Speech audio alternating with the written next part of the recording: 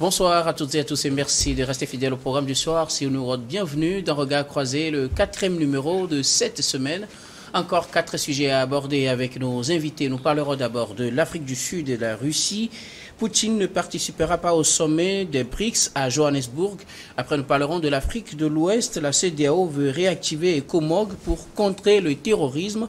Guinée, Conakry se retire de l'Organisation pour la mise en valeur du fleuve Sénégal. Puis nous terminerons bien évidemment par le Togo, législatives et régionales, les listes électorales affichées. Et pour en parler ce soir, 3 invités sur ce plateau. Avec moi, Robert Kossigan Akwete, vous êtes analyste politique et président de l'Alliance Jeunesse Développement AJD. Bonsoir Robert et bienvenue. Bonsoir Guillaume, bonsoir à mes co-débatteurs. Je voudrais faire un coucou spécial à mon grand frère, le boss, pasteur On va découvrir tout à l'heure. Vous savez, il y a plus de 20 ans, je ne l'ai plus retrouvé. Ce sont des gens qui nous ont fait politiquement.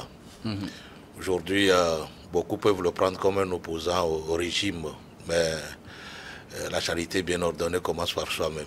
Parfois, on critique son ami, on critique son fils, on critique son frère pour qu'il fasse bien, fasse du bon travail. Vous savez, c'est un homme qui est fidèle, il est fidèle. Sa fidélité a fait qu'il a raté 2 postes ministériels dans ce pays. On en parlera après. Et donc, je voudrais aussi faire un coucou spécial à M. Maïkou Agama Kotokou depuis Klikamé dans le Vaud, qui fête son anniversaire le samedi. Je crois il fêtera 70 ans. Si Dieu donne 70 ans à quelqu'un, il faudrait qu'on bénisse le nom de Dieu. Alors que Dieu remplisse sa vie. Alors ces derniers jours de bonheur et de grâce. Merci. Merci beaucoup. Nos salutations donc à tous ceux qui nous suivent de près et de loin. À côté de vous, Emmanuel Vivien Tomi, vous êtes directeur général de Plume Libre également, conseiller en communication politique. Bonsoir Vivien et bienvenue. Bonsoir docteur, bonsoir aux téléspectateurs et téléspectatrices. Je salue particulièrement tous ceux qui nous suivent depuis tous les camps militaires, les commissariats de police, les postes de gendarmerie, partout en Afrique de l'Ouest. Et notre 3e invité, vous l'avez déjà découvert, c'est bien le pasteur Komi Edo. Vous êtes le président du mouvement Martin Luther King MMLK. Bonsoir pasteur. Oui, bonsoir docteur, bonsoir à tous et à toutes. Bonsoir à mes co-débatteurs. C'est un plaisir pour moi de retrouver le plateau de Neo TV, puisqu'il fut longtemps où je n'y suis plus. Donc c'est avec plaisir que je reviens sur le plateau et merci pour tout ce que mon débatteur vient de dire. Pour les éloges. Pour les éloges, qui n'en étaient pas quand même la peine. Bon, ben, donc il a fait. Moi, je reste un citoyen libre, un citoyen voulant toujours le bien de ce pays. Et donc, je suis ouvert d'esprit et je pense que c'est ce que nous faisons tous les jours. Merci en tout cas à vous d'avoir répondu à notre invitation. Avec vous, nous attaquons le premier sujet. Nous prenons la direction de l'Afrique du Sud. Pretoria était face à un épineux problème depuis quelques mois. Faudrait-il arrêter ou non le président russe Vladimir Poutine à son arrivée en Afrique du Sud lors du sommet des BRICS?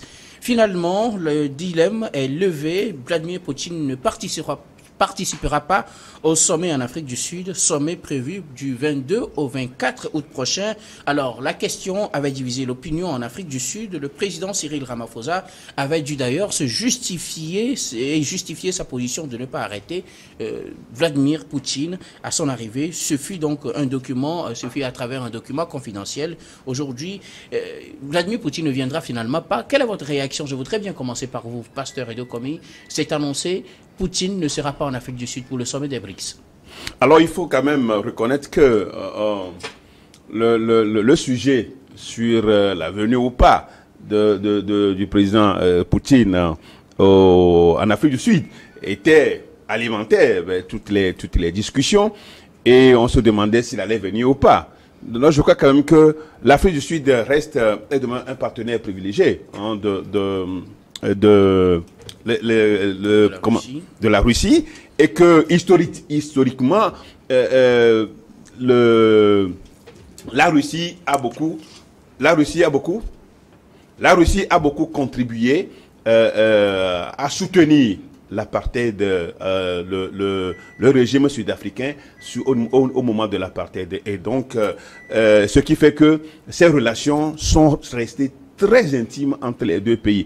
Maintenant, vous savez quand même qu'il est sous le coup d'un prétendu, on dirait prétendu mandat d'arrêt international, pour déportation d'enfants ukrainiens lors de la guerre, enfin au cours de cette guerre-là, et donc ce qui lui a valu ce mandat d'arrêt. Mais il faut quand même reconnaître que aujourd'hui, Poutine a fait quand même un choix pour ne pas créer des problèmes à l'Afrique du Sud. C'était un véritable dilemme.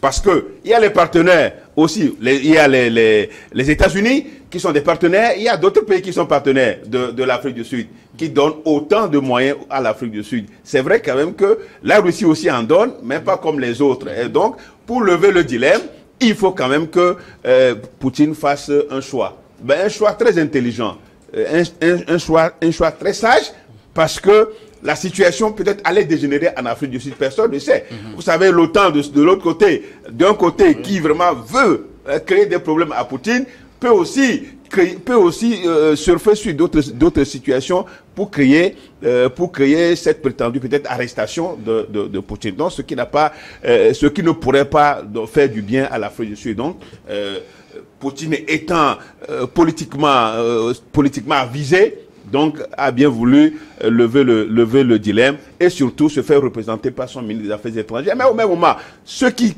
créent aujourd'hui au mandat d'arrêt de la Cour pénale, eux, ils ont le droit de tuer, de créer la guerre en Irak, sa façon, de crimes en Irak, de crimes en Libye et en Afghanistan. Eux, ils ne sont pas sous le coup de mandat d'arrêt international. Eux, ils sont libres. Donc, ils ont le droit de tuer. Ils ont le droit de commettre des crimes. Mais aujourd'hui, c'est eux qui décrètent à travers la Cour pénale, cette Cour pénale qui n'est pas reconnue par de grands pays comme les États-Unis, de grandes puissances comme les États-Unis, comme la Chine, qui n'ont pas reconnu la Cour pénale internationale.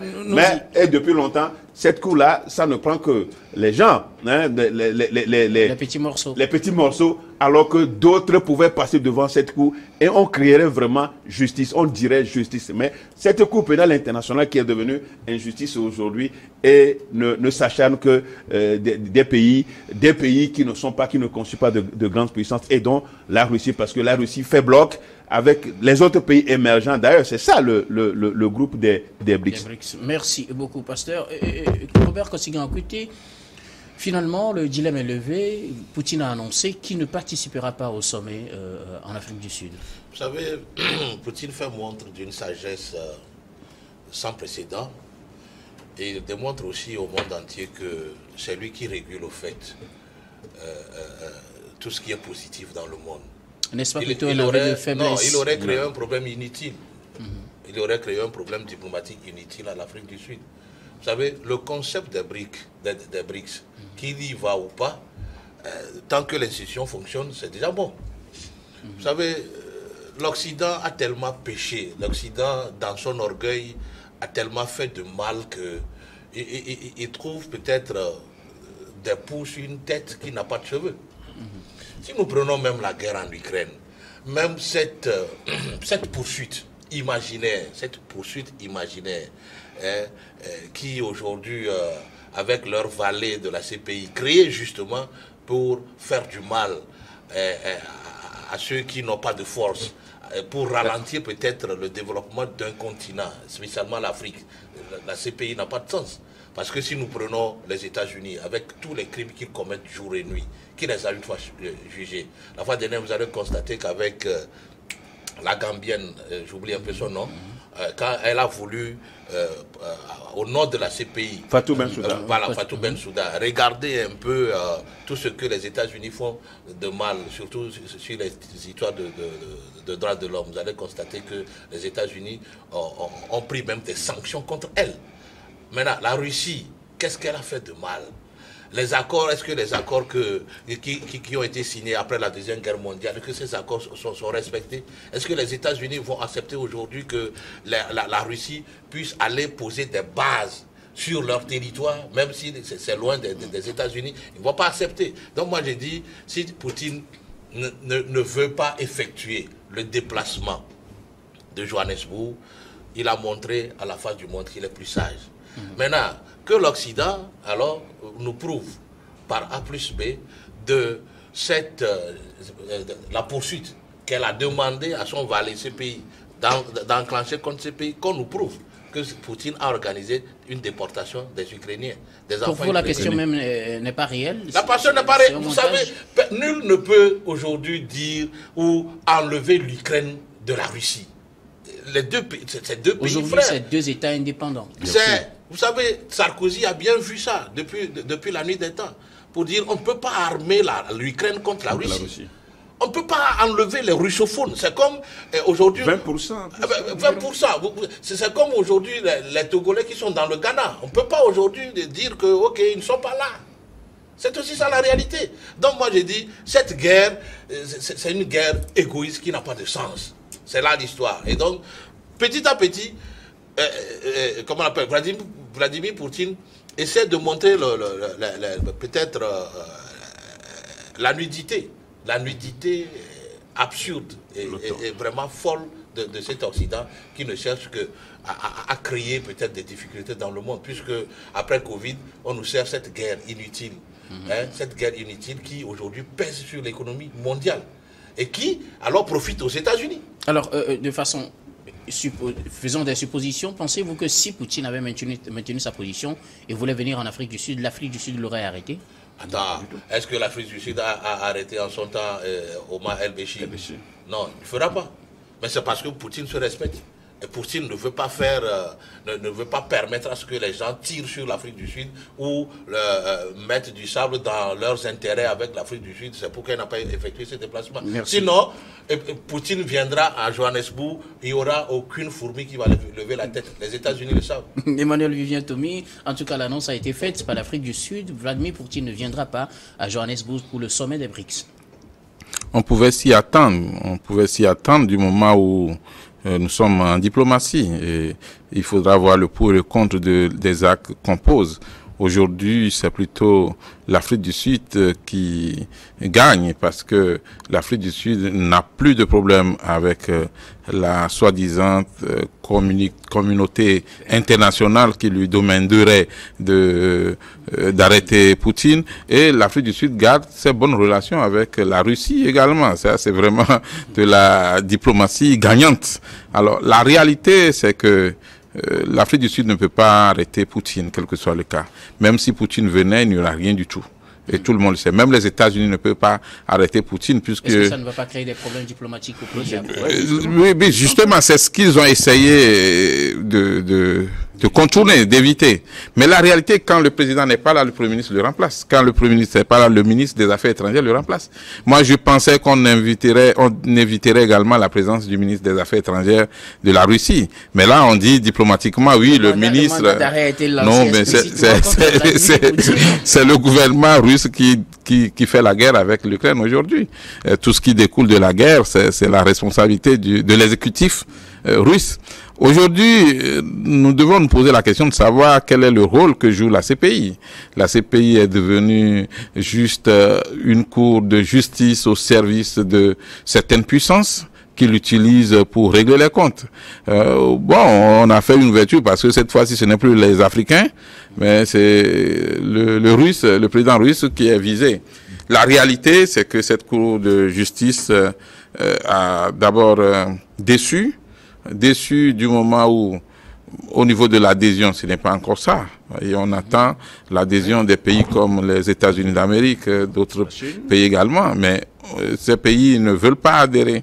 Et quand cette décision a été prise d'arrêter M. Poutine partout où il sera, les États-Unis ont applaudi. Mais il faut adhérer d'abord à la CPI avant d'applaudir. Parce qu'il y a une contradiction. Ça n'a pas de sens. Vous n'êtes même pas membre, mais vous applaudissez la décision et vous exigez que cette décision soit appliquée. Au nom de quoi vous pouvez faire cette exigence-là? Je crois que les pays africains ne sont pas encore des colonies, des puissances. Les pays africains veulent montrer que nous aussi, nous savons réfléchir. Vous avez vu ce qui s'est passé? Le déplacement de ces présidents africains vers l'Ukraine et la Russie, moi-même j'ai critiqué. Mais en réalité, c'est la diplomatie ou la politique, de la pure politique, parce que, Monsieur Poutine, nous sommes venus vous dire, nous ne sommes pas d'accord que ça continue, qu'on vous attaque. C'est la même chose qu'ils ont dit à Zelensky. Monsieur le président ukrainien, nous ne sommes pas d'accord que la Russie de Poutine vous agresse. Bon, de toute façon, vous deux, cessez la guerre. Et voici les propositions que nous faisons. Poutine dit, je prends telle proposition, mais les autres, ça ne m'agrée pas. Et Zelensky aussi dit, bon voilà, Zelensky qui sert en fait l'intérêt d'autres puissances aujourd'hui. Ce n'est pas la guerre de l'Ukraine, c'est la guerre des puissances via l'Ukraine. L'Ukraine ne sert que de passerelle, de terrain, de champ, d'expérience, d'exécution du plan. Imaginez quand j'écoute le discours du président Biden qui dit aux autres pays, donnez vos armements surannés, vos armements de l'époque de la préhistoire à l'Ukraine, je vais vous donner des armes nouvelles. Alors, fournissez ce que vous pouvez comme étant dans votre système de défense rococo. On appelle ça de l'armement rococo. Donnez l'armement rococo à l'Ukraine, je vous donne de l'armement dernière génération. Donc, monsieur Zelensky se promène en t-shirt de pays en pays, de conférence en conférence. On dit on va appuyer l'Ukraine, on donne des milliards à l'Ukraine, mais en réalité, c'est surtout pour les armes, puisque les pays veulent tester leur armement. On veut mettre aussi les experts à l'épreuve, les experts, pour ne pas dire du tourisme, en déplacement. On dit, nous allons former les soldats ukrainiens pour qu'ils puissent combattre. Nous sommes là juste pour les former, nous-mêmes n'allons pas tirer sur le terrain. On se moque du monde. Donc cette décision d'arrêter M. Poutine est ridicule. Et aucun pays ne pouvait l'appliquer. Même si c'est les pays de l'Afrique de l'Ouest, aucun pays n'est prêt à l'appliquer. Vous vous rappelez sans doute un ministre ouest-africain un ministre blanc ouest-africain qui devait être arrêté à l'extérieur.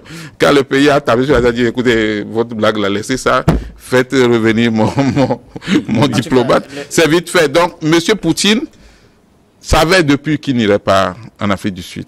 Pour vous, ce n'est pas la communauté internationale qui a fait changer d'avis. Non, Monsieur Poutine ne peut plus se déplacer pour 4 ou 5 jours à l'extérieur, alors que son pays est en pleine guerre contre les États-Unis, contre les autres puissants de l'OTAN, et que via l'Ukraine qui sert juste de passerelle. Merci. Deuxième chose, Monsieur Poutine veut avoir une très bonne image vis-à-vis des Africains.